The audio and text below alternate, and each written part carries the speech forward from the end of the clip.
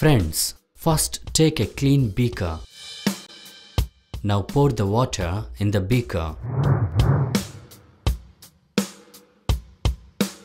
Friends, we already know that the pure water is a bad conductor for electricity.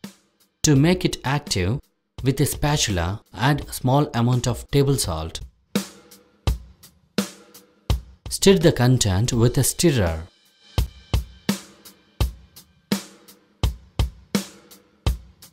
Now we got homogeneous solution, right? Friends, now take the two iron nails. With the help of glass rods, make the arrangement like this. Friends, here nails are acting as electrodes. Now immerse the nails in the beaker.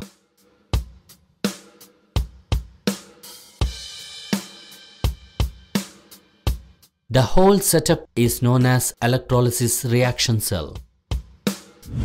Friends, now connect the adapter to the water.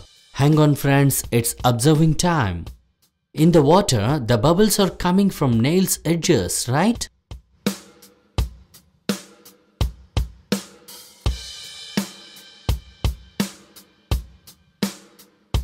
The bubbles we are observing here is due to electrolytic decomposition of water into hydrogen and oxygen. So, from this method, we can know the volumetric composition of water.